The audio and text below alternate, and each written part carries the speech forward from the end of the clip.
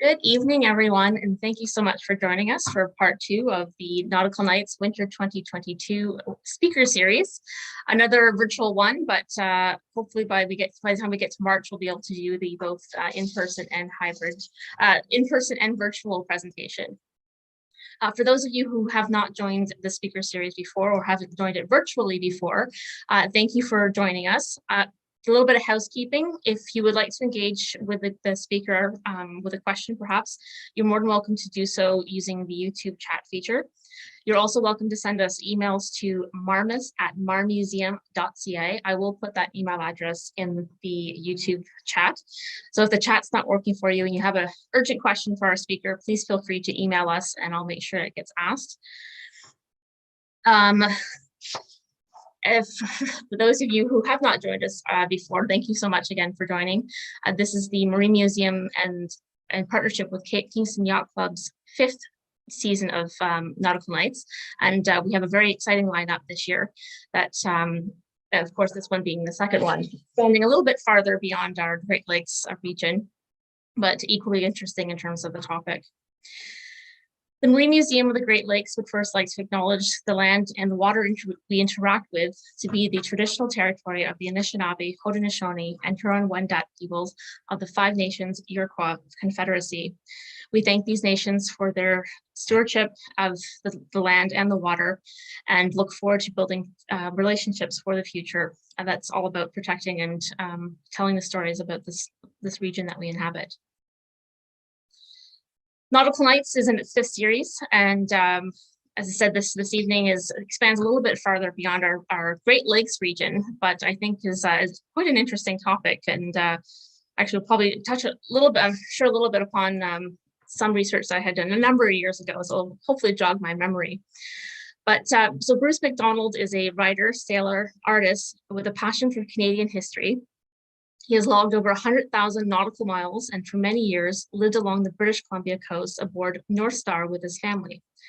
He is the author of North Star of Herschel Island by Frisian Press in 2012 and Sisters of the Ice, Lost Muse Books in 2021. So as anyone who's paying attention will realize that Sisters of the Ice is actually the title of tonight's presentation. And a little recap of the book. It's a biography of 2 British Columbian ships that performed legendary service in the Canadian Arctic. The St. Roch, you'll probably correct me on this one, now a permanent display at the Vancouver Maritime Museum, is the better known of the 2, although North Star of Herschel Island is still sailing and still adding to her legend. Historian Bruce Macdonald, who along with his wife owns North Star of Herschel Island, has meticulously researched the origins and service logs of each ship and created a book that will enthrall old Arctic hands, maritime history buffs, and anyone who appreciates well-written Canadian history. In Sisters of the Ice, Macdonald documents in vivid detail the adventurous histories of these 2 vessels, as well as the history of the northern communities in which they have gained renown, detailing daring escapes from dangerous ice conditions to thrilling sea voyages to raucous whaling towns. Bruce reveals the perilous and often lawless climate in which these vessels operated and ties the Canadian identity that they helped forge. So without further ado, I'd very much like to welcome Bruce to the screen and invite him to share, and welcome everyone this evening. Thanks very much, and it's an honor and a privilege to be here as a guest of the Kingston Yacht Club and the Marine Museum of the Great Lakes at Kingston. I spent many lovely days looking through the Marine Museum of the Great Lakes, and I look forward to doing that again. I wish that I could be there in person tonight, but unfortunately there seems to be some sort of a bug going around. Shall I just get started? Okay. Stand by while you watch a Luddite learn how to do this. Here we go. And here we go, full screen. Can you see the cover of the book? All good. All right, good. Here we go. So, Arctic sovereignty. I've been long interested in Canadian Arctic sovereignty, and of course, with the concern over the climate change and the thinning of the polar ice caps, we've seen far more activity in Canada's Northwest Passage in the last few years. freighters and mining interests, foreign cruise ships. And then when I learned that the US government, United States government, has never acknowledged that this waterway, this Canadian waterway, is in fact Canadian, and the most we could get during the Mulroney-Reagan era was that they would, instead of asking permission to enter our waters, they would just inform us.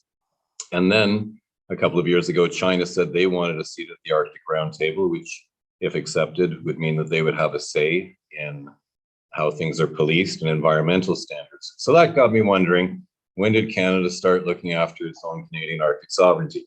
And we only just have to go back to the mid to late 1800s when the entire industrialized world ran on whale oil. This was used from everything from the factories, machinery in factories, to street lamps, to house lamps. There seemed to be an inexhaustible supply of whales and the oil that they gave. And these whaling ships left from all over the world. The biggest congregation of them, of course, was in New England. And here you see some whaling ships, and these barrels will be loaded on board, and the ships will not return until the barrels are full. These voyages would last 2, sometimes even 3 or 4 years. So who were the whalers? Well, not this guy, but they were a multi-ethnic group of different skin colors, and it didn't matter, despite the rampant racism at the time. You could be a person of color, you could be a black man, and if you were the best at harpooning whales, then you would be in charge of a small whale boat with perhaps 6 Caucasian crew. Some of these men worked their way up to being first mate, and a couple of cases captain. Well, they fished out of the North Atlantic, and when the stocks thinned, they went down to the South Atlantic, and when those stocks thinned, they went around Cape Horn and set up at San Francisco and did the North and South Pacific. And every so often, some brave whaler would go up through the Bering Strait into the Chukchi Sea and look for whales, and they would just see ice. But in the late 1800s, one captain followed the lead, a break in the ice, and went deep into the Canadian Arctic, and he iced in. He got iced in. He later said he did this on purpose, and perhaps he did, but it's hard to believe that he would risk having his ship crushed by the ice and his crew sitting in the 24-hour darkness and the cold, while his competitors were down in the South Pacific, catching whales, filling up their holds, and perhaps having shore leave with some dusky maidens with flowers in their hair. Turns out it was the right choice, though, because when summer came and the ice broke up, there were whales as far as the horizon, and he had stumbled across the breeding ground of the bowhead whale. He quickly filled his hold. He was back in San Francisco within a year, turned a huge profit for the owners, and quick payday for the crews. It was like finding a gold mine. So the next year, about a dozen ships, American ships, headed up to the Canadian Arctic, and they went to, not sure if you can see my mouse here, but to Herschel Island. This is the natural sandspit island off the coast, off the Yukon coast, and it has the only natural harbor along there, a place called Pauline Cove. So these whalers settled in for the winter. Some of the captains brought along their wives and their children, and they would entertain between their respective ships and have theater nights and banquet nights and music nights. But for the average whaler, the plan seemed to be to get through the winter would be just to drink. In fact, they were described by one group who came down the gangplank of their ship, was described by an observer as being a drunken, raucous orgy of human depravity. Well, these fine fellows soon met the locals, the Inuit in the Western Canadian Arctic. These are the Inuvialuit, and they contracted with them to bring them fresh meat. They didn't want to be eating the salt pork and salt beef. They wanted fresh caribou and fish. And in return, they traded with them illegally, because they're not supposed to be there, but they traded with them exotic foods such as coffee, tea, sugar, salt, flour, hardtack. And the Inuit diet changed dramatically forever. They'd gone from being a nomadic hunting, trapping society, living primarily off sea mammals, to wanting to have these Western foodstuffs in their diet. Well, next, the whalers traded them rifles. A lot of these hunters were still using bows and arrows and spears. There were a few rifles around, but with these high quality repeating rifles, they could bring in more game. And some of these men became expert marksmen and volunteered in the first 2 world wars as snipers. Well, what's the fun of giving somebody guns without booze? And that was the next thing. They traded alcohol, and unsurprisingly, this had a negative effect on the culture. The whalers also brought disease, and with no natural immunities, the Inuit started to die very quickly. There was smallpox, tuberculosis, mostly it was influenza. In the worst year of the 100 Inuvialuit living at Herschel Island, 90 of them died. So whole families, whole communities wiped out, and because they kept their history and the oral tradition, passing on their stories and their ways of living to the next generation, all that was lost. So this vacuum, when they left, when they died, was filled by their cousins from Alaska. And so most of the Inuvialuit today trace their roots back to Alaska. Well, it turns out the whalers didn't want just fresh meat. They also wanted women. And in Inuit culture at that time, it was considered polite, it's considered good manners that if a lonely traveler was coming through your community and wanted, how shall I say, the companionship of a woman, you just loaned them your wife or your daughter. And these women became known as country wives. And some of them moved on board the ships and slept down below, while their actual husbands slept up on deck. Others, some of the whalers built some shacks ashore and lived with them. And there were some love stories, and some of the whalers stayed. But the result was that there were many children born. You can see that in the surnames of the Inuvialuit today. We've got the Carpenters, which came from a French whaler named Charpentier. There's the Grubens from Germany, and the Eliases from England. There's even a whole family of Thrashers, which is the name of the ship. This was not a well-kept secret. Hollywood got a hold of this and made a big feature film about this. You know, primitive passion, the strangest love story ever told.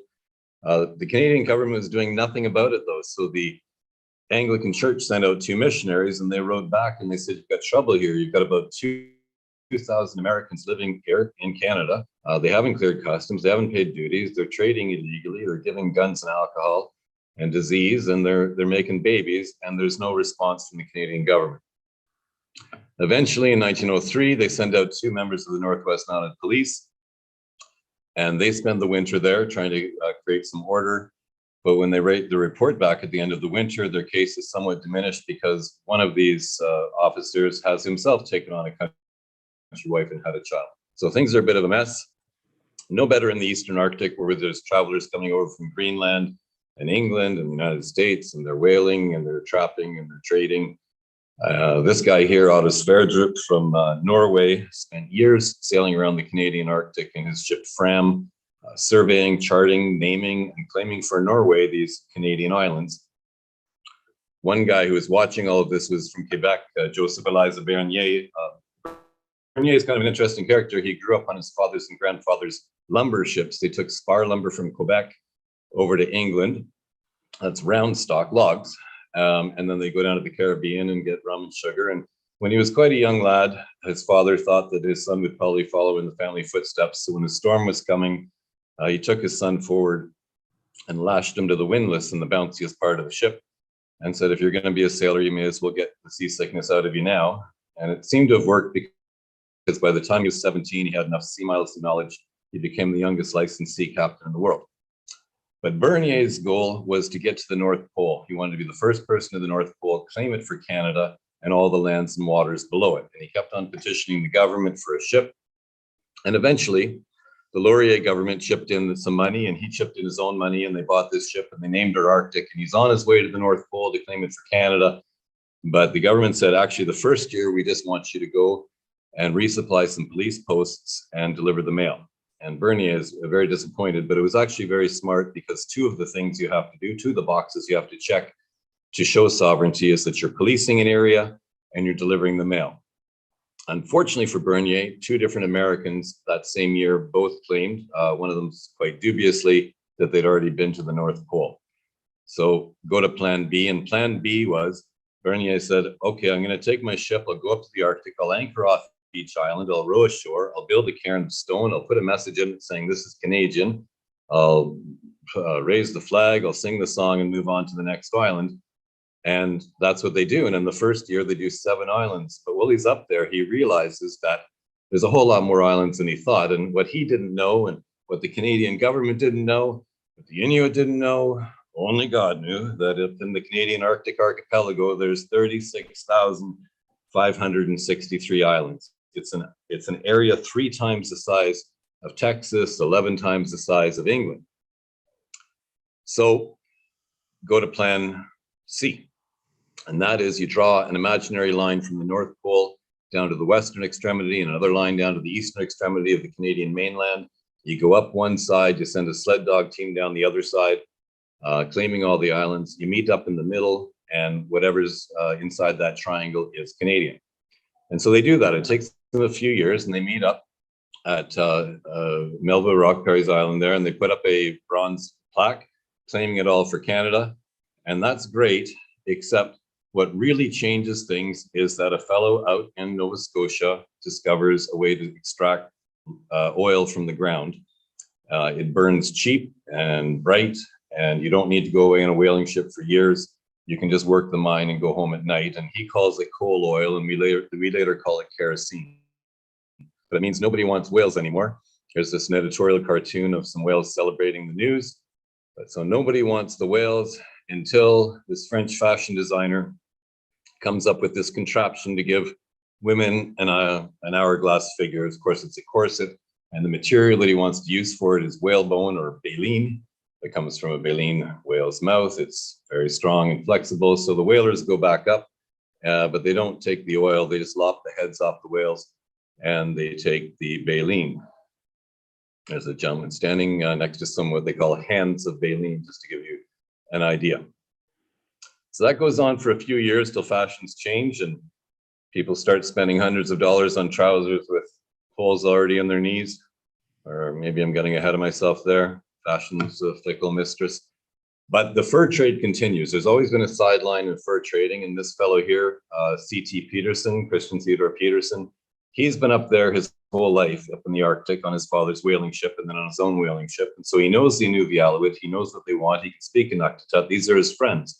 So he just keeps on coming up and bringing them whatever they want in return for fur. He's got this huge ship named Patterson, and his competition is the Hudson's Bay Company, HBC, which people always jokingly say stands for Here Before Christ. But where HBC had, a couple of types of tea and coffee, the ubiquitous blankets and traps, he would bring up specialty items, jams and jellies, later phonographs and movie cameras. And he would stop in Alaska. One of the delicacies of the Inuit diet is muktuk, the blubber of a whale. But the creme de la creme of muktuk is apparently blue whale, and we don't get blues in the Arctic. So we'd stop and he would trade with the Alaskan Eskimo. Here, what they would do is they would just empty out a seal, fill it up with muktuk and whale oil, and sew it up for a nice waterproof bag. They called them pokes. He would get trade for hundreds of these and then trade them with the Inuvialuit. He was also very famous for bringing up these small, let's call them sail cargo vessels, and you can load a lot of supplies on them to get through the winter, which was good for Peterson because he could trade for a lot of supplies, and then they would bring them back full of fur. These were called schooners, and you sailors I know are all cringing because of course it's not a schooner. But the first, one of the first sailing ships up to the Arctic, one of the Inuit asked a crew member, "What's that?" And he said, "It's a schooner." So that became the name for sailboat. But so they're called Arctic schooners, Eskimo schooners, and Inuvialuit schooners. And he would bring them up. They'd be about 30, 35 feet long. Another guy that was working up in that area at the time, he was known as Old Charlie to some and Old Clinky to others. And in the memoirs of one St. Rock crew member, that bastard, this is Christian Klingenberg. And he's Danish. He left home at 14 as a cook's assistant on a sailing ship, sailed all over the world. When he got to Alaska, he met an Eskimo woman in Gretna, fell in love, jumped ship.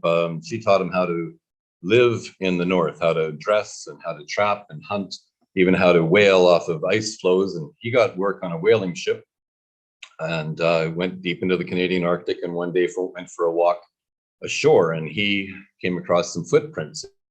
And he thought, aha, I have found myself some blonde Eskimo. Now, blonde Eskimo had been reported for hundreds of years across the Canadian Arctic. So they're a nomadic group of Inuit through and through, but they had European facial characteristics, lighter blue eyes and lighter blonde hair. But they had not, they steered clear of anything Western. And he thought if I could come back with my own trading ship, I could make my fortune because I'd have the monopoly here. I can introduce them to all these fancy foodstuffs and guns and alcohol and all that good stuff. But he didn't have a ship. Here he is with Gretna and some of their children. Anyways, it turns out when he got back to Herschel Island, there was a captain there, captain owner of 2 ships, and he just fired the skipper of one of these ships, a vessel named Volga, and he needed to do one last run. So he hired Klingenberg as the captain, and he said, you're on probation. We're not looking for blonde Eskimo. I'll give you 14 days provision for your 9 crew. You just follow me. We're going from one island to the next and straight back again. And that's agreed to. They go out though, and a gale comes up and the ships get separated, and then the fog rolls in. And when the fog lifts, Olga's gone. And McKenna's crew members give him the gears, and they said, well, we heard he was going to steal your ship anyway and take it away and just trade your goods. But most people just figured Klingenberg was not an experienced captain, and the ship was just crushed in the ice. And anyway, winter was coming, and they only had 14 days food for the 9 crew. So she's written off. So the next spring, a big deal. Around the corner here comes Roald Amundsen about Joa. He's just made the first successful transit of Canada's Northwest Passage. He could have done it in 1 year, but he laid over in what's now called Johaven for 2 winters, so he could study magnetic variation of magnetic north. And you navigators know that there, we say true north is what's basically pointing up towards the North Pole, and that the magnetic north, what your compass points to, is what he's studying, and it's always moving slightly to the west. It suddenly just started to accelerate, and it'll be in Siberia in no time, and there's lots of theories. It would have fascinated him. Here he is with his crew and Joa. And then also at Herschel Island comes this fellow, this Icelandic, sometimes American, sometimes Canadian, Wilmar Stephenson. So he's an anthropologist, he's an explorer, he's an author, and he's there as part of the Canadian Arctic expedition. He's going to lead one of the parties. The Canadian government has hired him to go up and just do a survey. What lands are up there, what resources, minerals, and what people are living there. And then around the corner, here comes Olga, back from the dead, and Klingenberg goes up and he reports to the police, and he says, I regret to inform you that on this voyage, 4 of my crew died. 1 was eaten by a bear, 2 fell through rotten ice, and the 4th one, he took our meager stores, built a still, got drunk and attacked me, so I shot him, killed him. Back in those days, in the whaling days, when the ship was away for years, the captain was second only to God, and he could mete out these kind of punishments. But they said, you're a Dane on an American boat in Canadian waters. We're going to wait till the owner of the ship gets back and we'll sort this out. Klingenberg agrees, but that night he steals a boat and skips over the horizon to Alaska, and the police don't have a boat to go after him. A warrant's issued for his arrest for murder. Years later, he turns himself in down in San Francisco, but so much time has passed that he's acquitted. Well, Stephenson writes a book, The Friendly Arctic. The locals don't like it because Stephenson says everybody's nice up here and there's lots of food and they'll share with you, and lots of clothing and they'll share with you. And the locals are not wanting all these people unprepared to come up. But one guy who reads the book is this feller, Henry Larsen. Larsen, who came from Norway, he started off again as like Klingenberg as a teenager on sailing ships, went all over the world, went back to Norway, got his navigation ticket, basically his captain's papers, and he got work on a steamship. And she docked in Seattle, where he happened to bump into fellow countryman Roald Amundsen. Amundsen's much older, took Larsen under wing and said, hey, you can get up to the Arctic. There's lots of work for a man like you. Well, as it turns out, Klingenberg is back, and he's got himself a trading ship, his own ship now, and he hires Larsen right away as navigator. And he shows Larsen, he says, look, I've got all my trade goods. I've got a pile of lumber here. I'm going to go into the Arctic, build my own trading post. I've even got some more lumber, and I'm going to build a school for all my kids. And I've brought along a school teacher, and Larsen's off to the Arctic with Klingenberg. And there's the whole crew. The crew's mostly Klingenberg's kids and other Inuit. They stop in Alaska, where they happen to bump into Knut Rasmussen, the failed opera singer and famed explorer, who had just crossed Canada's Arctic by dog sled. And they have what's described as a 2-day party. And Larsen must have been beside himself, because he's sitting there with 2 Arctic legends, Klingenberg and Rasmussen. And little does he know that in a few short years, he'll be considered an Arctic legend himself. Well, they get to Herschel Island, And the police haven't forgotten about Klingenberg. Last time they talked to him, they said, wait here, and he ran away.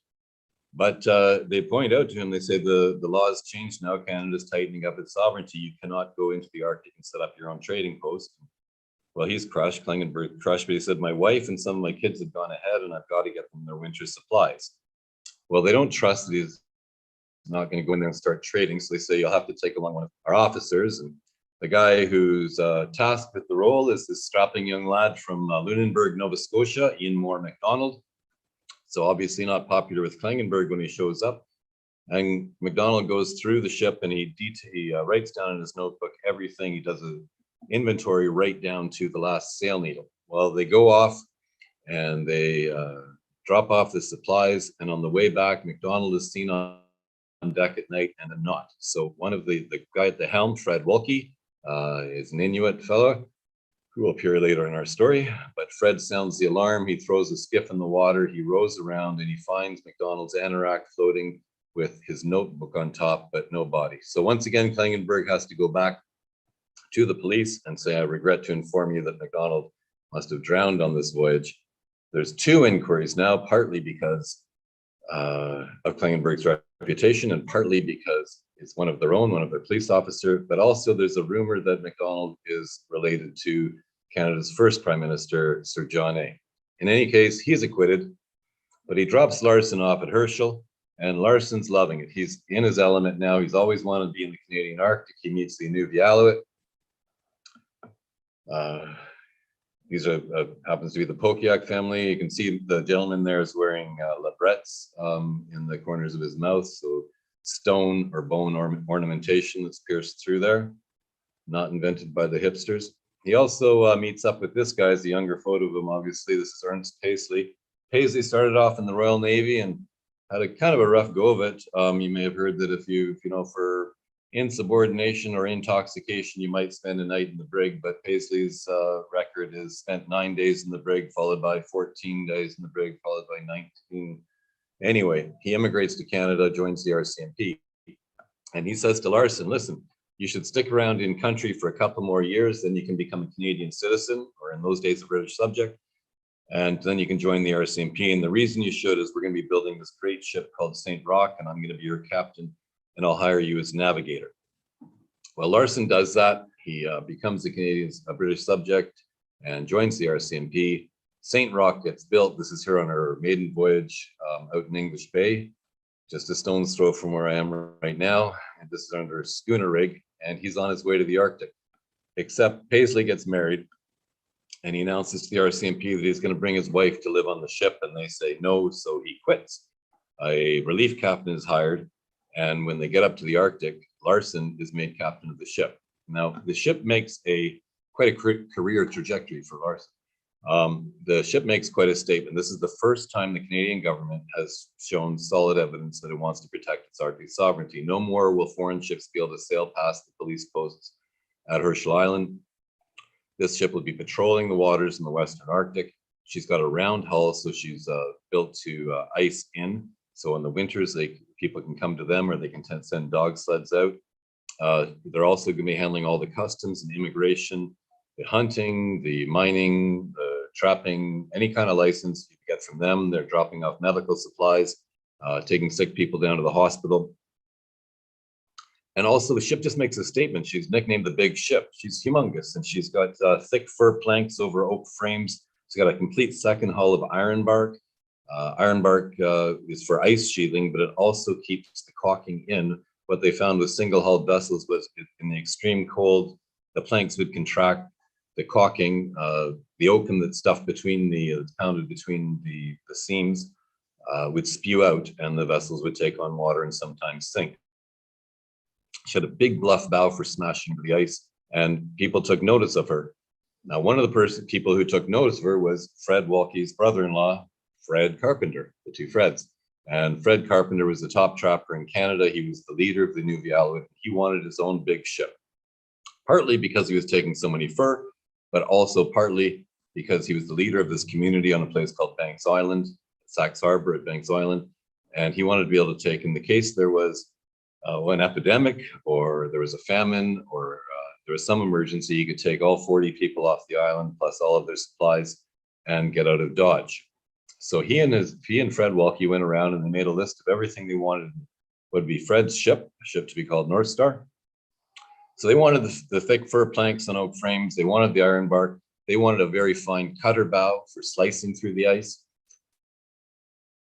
What else would they have here? They also wanted a deck house built integral to the hull. The deck houses that were going up then, usually the vessels arrived flush deck was just a pile of lumber, and they weren't seaworthy, but they were ugly, and they wanted something very good. And Fred also said the only thing he had to have was an Atlas make and break engine, a big hand crank engine. He says, it's the only engine I know, it's the only engine I trust.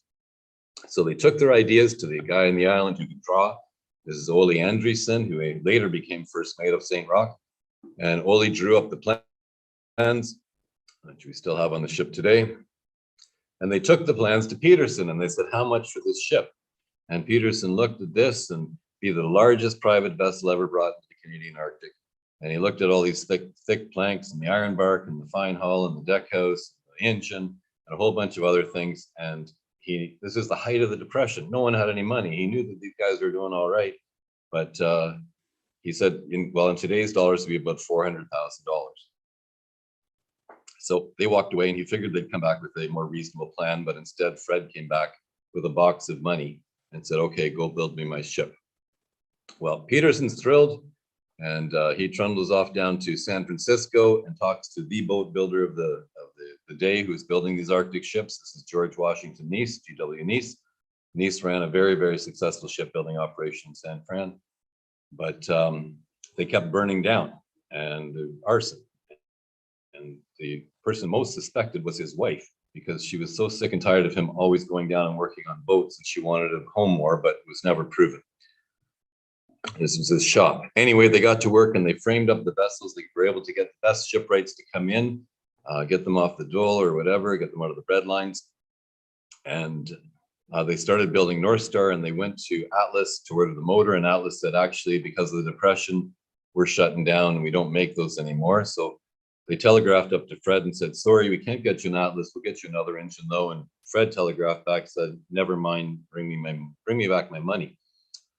This is horrible because they've already invested so much into the ship. So they went back to Atlas, and Atlas found enough spare parts to cobble together the last make and break. So here's North Star, and she's all framed up. So she's all built. For perspective, you can see the insurance agent is standing just above and under the porthole there, the second porthole. And she's lifted, you can see her round hull. This is a more recent picture. So she's the same as St. Roch, so she'll be squeezed up out of the ice. Now, just as an aside here, this woman contacted me a few years ago and said that it was her father who had built the ship. And she remembered as a very young child being on the ship, and she was going to be in the port we were in at the time and would like to come and visit. So we all spent a couple of days scrubbing everything and shining the brass and making sure that she knew that we were doing her father's work proud. And she showed up. What she forgot to mention to me was that she'd been blind since birth. So you can just see how thrilled my kids are after all that work. But she had a good time climbing around the boat. Anyway, North Star is lifted by crane on board Patterson. And I'd been told at the time that this was 1936 by people who were actually there. And then, well, a couple of years ago, a woman contacted me in California, and her father had just died. And going through his papers, she found a journal that he kept when he had the coolest summer job ever. And that was delivering North Star up to the Arctic. And it was definitely 1935. And bless his heart, he took pictures. So here they are leaving San Francisco, and they're starting to build this bridge that he calls the San Francisco Bay Bridge. And now we call it the Golden Gate Bridge. That's just under construction. The ship took up a lot of room on Patterson. So the crew, it's hard to see in this picture, but they're all kind of crashed out in the off watch. The log entries show very typical, spent time at the wheel, ate, slept, more time at the wheel. A couple of times they called on deck because of storms to put more lashings on North Star. They fish off North Star. When they get up towards Alaska, they all jump in. I don't think there were showers on board, so there's probably some pretty stinky teenagers. And finally, they make it up and they get up into the Arctic. Around the corner, and into Herschel. And of course, there's no dock and no crane there. So in order to get the ship off, Peterson puts all the ballast on Patterson to the starboard side to put a heel on her. They fire up a donkey winch, fire some lines aloft, and that's his son on the donkey winch. And they lower her into the water. Fred Carpenter steps on board, gets all of his supplies. This picture actually was taken by Pierre Burton later days. And this is some of Fred's family. It's his mom, Duana, with the fur ruff there, and his sister Susie. A happy looking bunch. There's a happier looking bunch. That's more of Fred with some of his kids. Fred had 16 children with 3 different wives. His first 2 wives died of tuberculosis.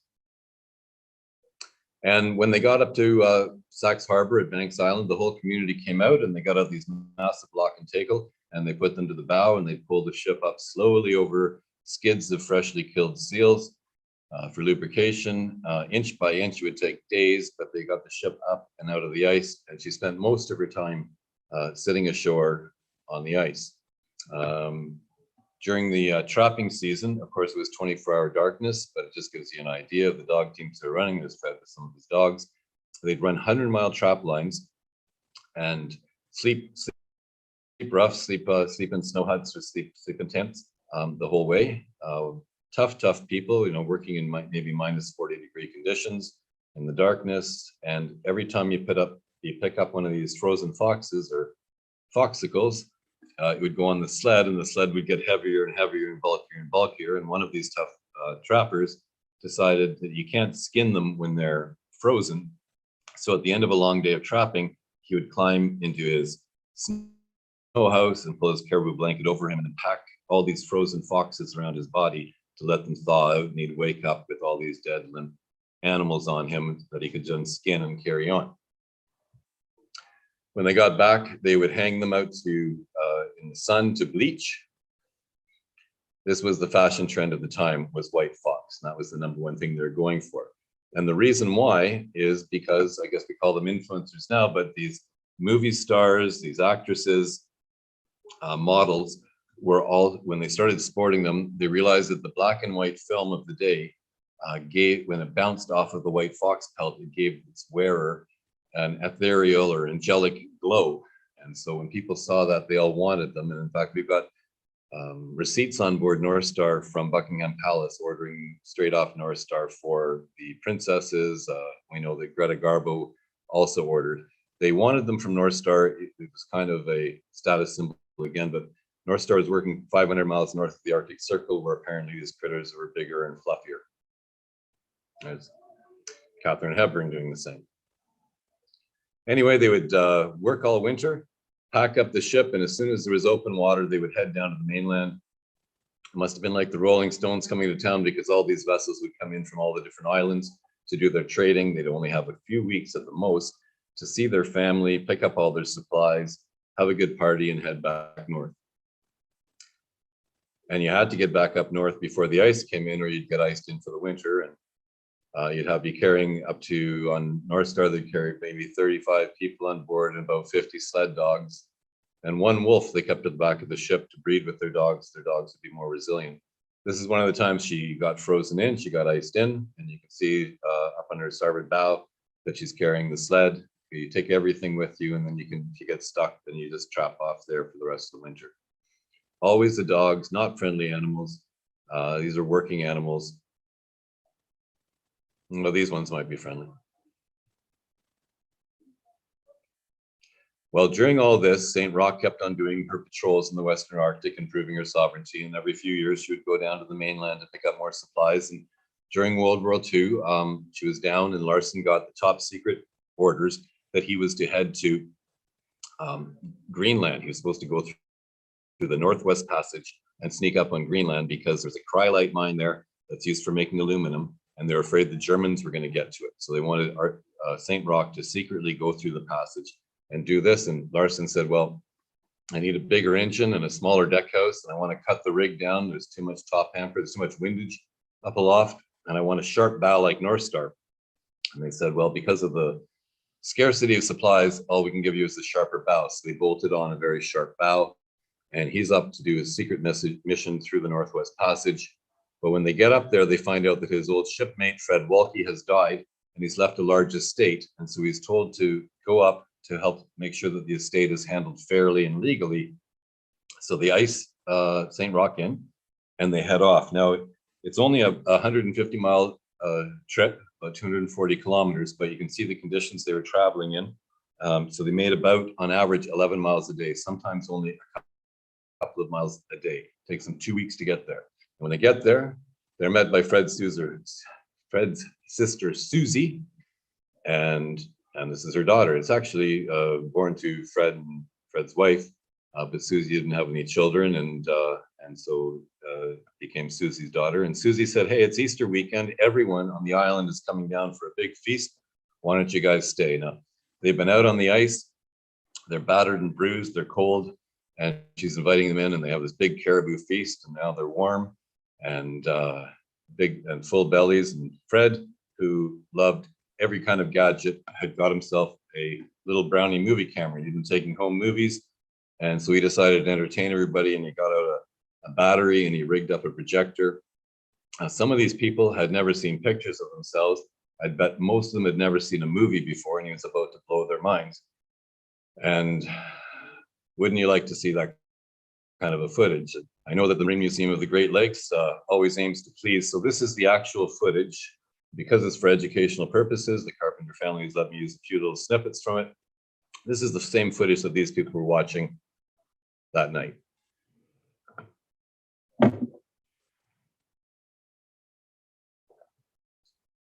So here they are sorting the white fox pelts coming off of North Star. And like I say, this is a depression. No one has any money. Each of these pelts is worth anywhere between $18 and $38. They're just grading them, putting them into piles of quality.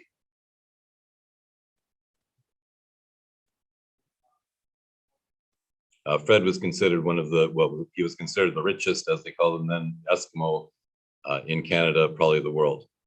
So Peterson had left, so now he'd retired. So now you go to the trading post with your money, and the Bankslanders, who were doing very well financially, would often just come in and say, "Yeah, we'll take it all."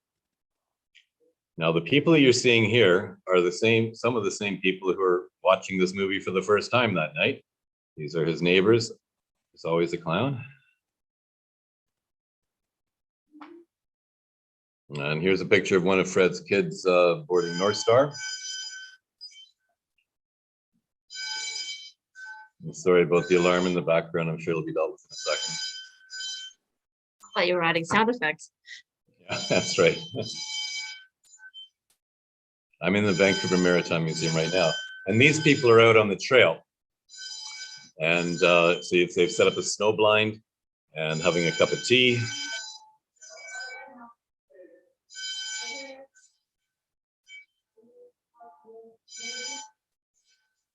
And here's North Star. Fred so loved North Star. Then in all the 3 hours of footage, she seems to get into a lot of it. Here's another what they call these $10,000 clotheslines. Another one of Fred's cute kids. And another one of Fred's cute kids.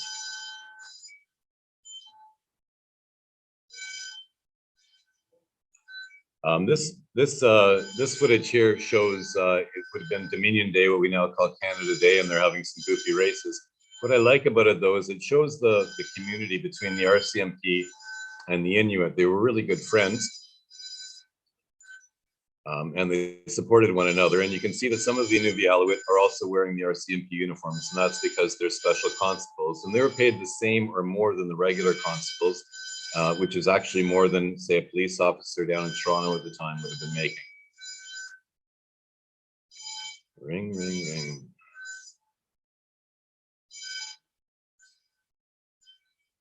A little bit more modern footage just kind of spliced in.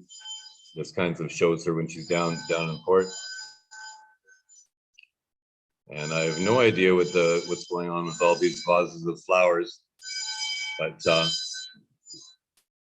I'm sorry, boss. We have to evacuate. We have to evacuate. Yeah. Well, I'll still get a signal. All right, we'll just keep on walking outside. Here they are. Here they are launching the ship. I'm gonna take this show on the road, people. And as Archimedes said, we can give me a Give me a lever, I can move the world. Who says history lessons are boring?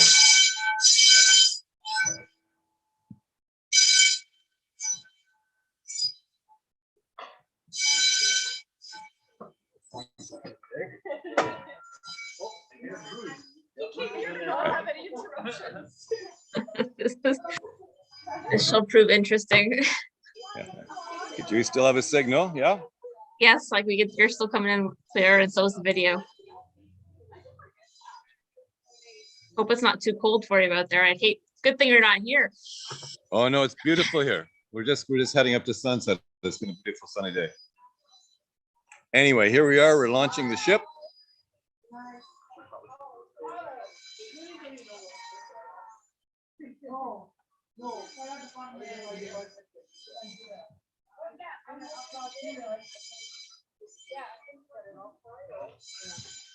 It was the fire department that set off the alarm? Yeah. Do we know why they set off the alarm? Because CO2 is too much. And she floats. And one guy goes and grabs the bow line. So St. Roch heads off, and she's going through the Northwest Passage. And of course, there's no electronics except for the radio. And so they're using a hand lead and sextant. And actually, they get iced in for a second winter. And it takes them until the third year to finally break through. And when they get to Halifax, it's been such a secret that they're going to be there that the Navy turns their guns on them. Anyway, the cryolite situation has been resolved. St. Roch's not needed there, but she gets a refit, or gets a rig cut down to a catch. And she makes it through the Northwest Passage in one season. North Star keeps on sailing with the other ships. Fred keeps on buying things. That's the first snowmobile to go up into the Arctic. And he buys a fancy thing like a washing machine. Then one year they get stuck down on the mainland and they decide they like it, and they spend there. They weren't doing white fox, they're doing muskrat. And this is a picture of Rat Sunday. So instead of putting money into the collection plate, you put muskrat pelts. Well, North Star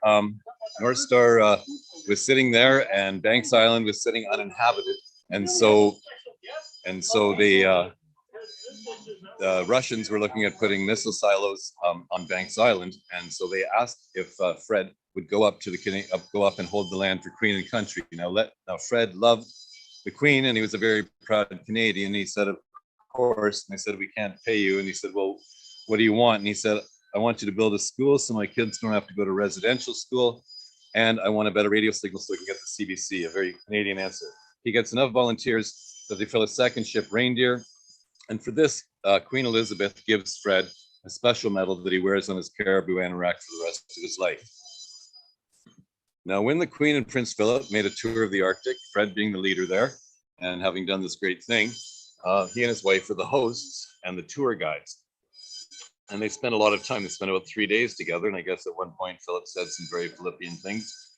He would talk to Fred, and he said, what do you think of my wife? And Fred said, I love her. She's queen of my country. She's the queen of Canada. And he said, no, as a man. And Fred's horrified of this. But then he's been around the block, and he looks at Philip and he goes, well, she's not bad for a white woman. Here's Her Majesty with, and you can see a young Jean Chrétien there.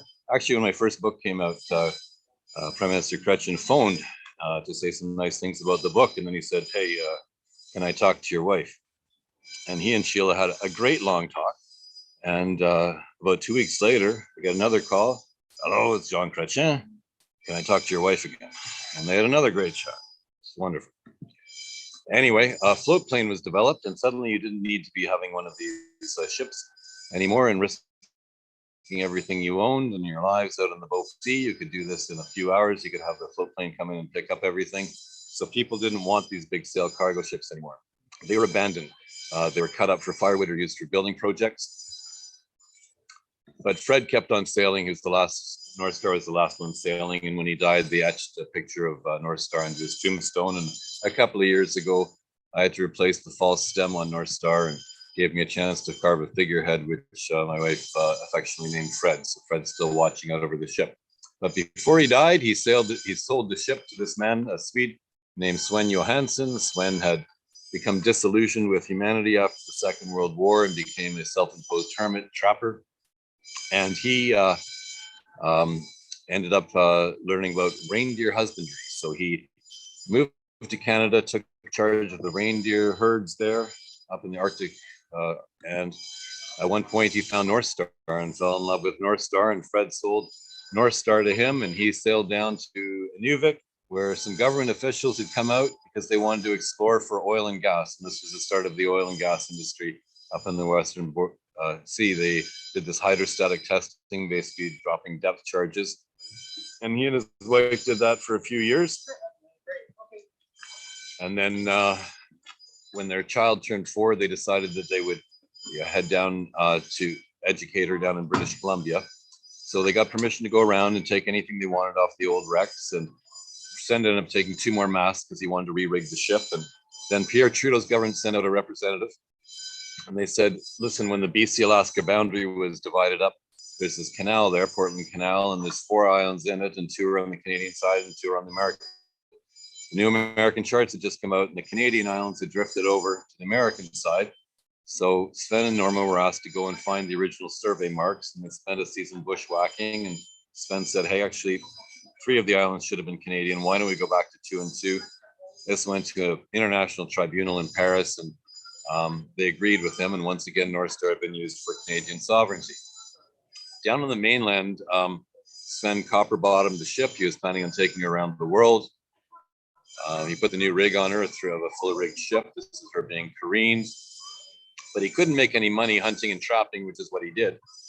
And then this fellow said he wanted to take North Star through the Northwest Passage, be the first private vessel through the Northwest Passage. And Sven didn't want to take North Star back north. So they got this other ship, Belvedere, and it took 6 years. And finally, Sven became the first captain of a ship, of a private vessel through Canada's Northwest Passage. Back on the mainland, he was getting ready to go. And some people had seen some mermaids swimming off the Aleutian Islands. And so Cambridge University chartered the ship to go up and hunt for mermaids. Well, he got ready to go again, and the federal government decided to open up this north coast to logging. And on the 2 environmental groups chartered the ship. And on that ship, on the voyage on North Star, they named that area the Great Bear Rainforest. And Greenpeace got involved. It was a big whoop-de-doo, and now it's a protected area. Well, Sven was flown down to Ottawa to get the Order of Canada, and he thought, well, it's probably for being, the first through the Northwest Passage, or maybe for the environmental work and that. And somebody whispered in his ear right before this picture taken that this is actually for reindeer herding, and he was just trying to keep a straight face. But he was getting ready to go still, and the ship was all rigged out. And then he had this vision one day of dancers going through the rigging, and he realized that he was not an Arctic trapper. He wasn't a soldier. He wasn't a big game hunter. He was a choreographer. So he formed a dance company, and he made this equipment that lifts dancers off the stage without using wires. And he went to the Prague Ballet and won the first prize in his division. And down in North Carolina, and suddenly his dance company was in great demand. And he stopped working on the ship. And we got to know him pretty well around this time. And we just kept on bugging him, when are you going to sell us the ship? And it was always just a bit of a joke. The ship was just beautiful. So she is kind of a funky rig, being such a small, fully rigged ship, but it just means that you need a very small crew that can even single hand if need be. So we entered. He ended up one day deciding that the time was right. And people often ask, why would he sell you the ship instead of me? There's a long line of people there. And I think he liked our little family. And I think he liked the fact that we like history.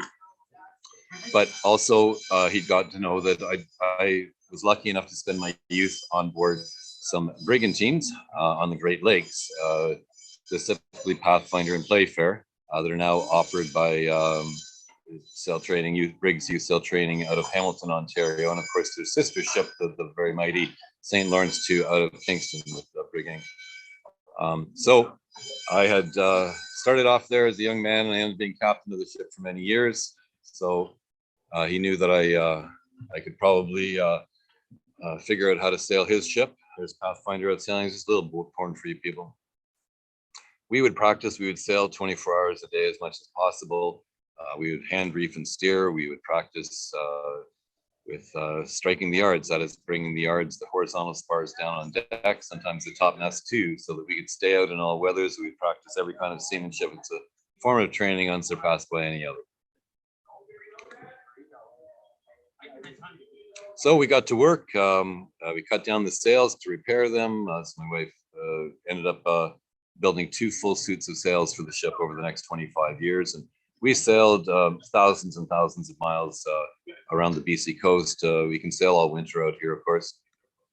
After a couple of years, we talked about having a foster child join our family. And this little guy came along and he had a very rough start to life, lots of mental health issues, and he was blind. So we built him a cabin, and then the ministry said, actually, he's got a younger sister with her own issues. And so suddenly we had 4 kids, and we, as I say, just sailed everywhere. I'd like to find remote anchorages, of which there are many out here, and the kids could go swimming and exploring and sailing little sailing dinghies and going looking through tidal pools and hiking. And we'd go into classic boat shows every year, tall ships festivals, of which North Star was always well received because she's not a replica, and I like to say that she bears the scars, her scars, with great Canadian pride. This is us with a replica of one of Columbus's ships, Nina, and with a Bounty replica who's unfortunately later lost. Everywhere we went, the ship drew crowds, and lots of people would come up and they remembered the ship from the north, and they shared their stories with me and with my wife, and with lots of photographs. And I spent some time up in the Arctic with some of these people who were now elders, but who had spent their youth on the ship. And took out lots of interesting people. We brought in school groups. We asked the music teacher to teach the kids a sea shanty, and then usually we'd put the teacher in the bosun's chair, and then we'd rig it down. We've got a working capstan down on deck, and they could sing a sea shanty and haul somebody aloft. Other times we'd pull into a community, invite a school to come down, and we'd just give them a tour of the ship and show them some of the pictures I've shown you here tonight, and talk to them about the Arctic and Arctic sovereignty, stuff that I was never taught in high school. During the winters, we would dock in Victoria,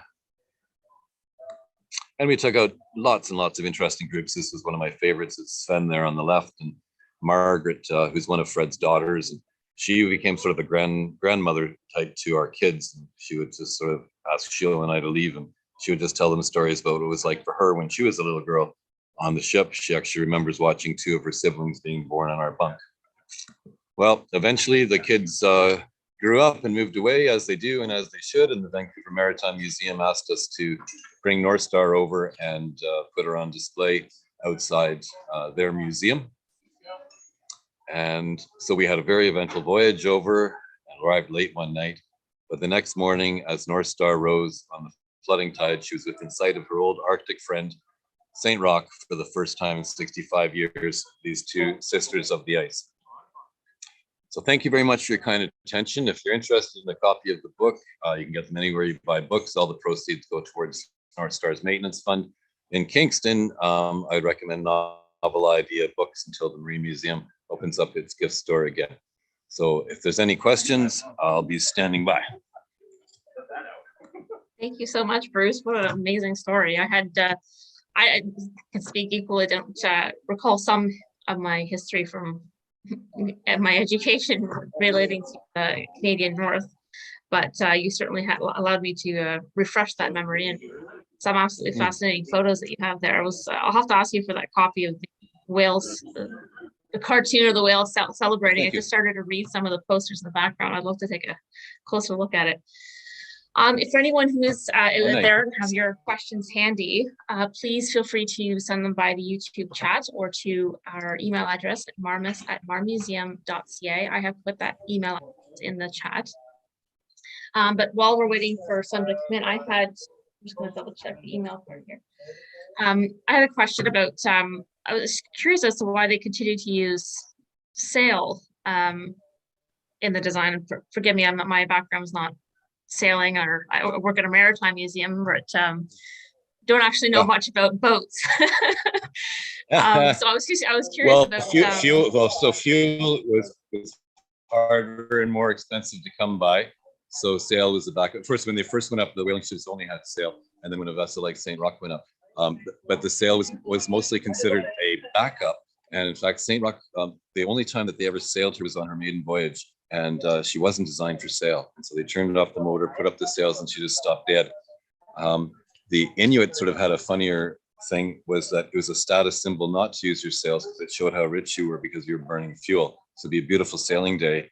And but if you put sails up instead of your motor, then you're kind of sneered at by everyone else. Yeah. Full circle now, I guess.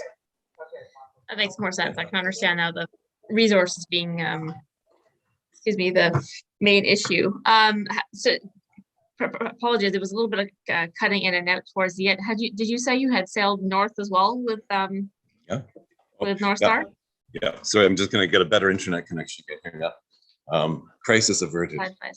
We've sailed far up the north coast of BC, but we've never taken her up to the Arctic. In fact, just at the beginning of the pandemic, we were looking at doing one last major voyage, and I wanted to take her to the Arctic with a documentary film crew and sort of go around to her old haunts and interview people. But my wife was much smarter than me, and she said, no, let's go south, go someplace where it's warm.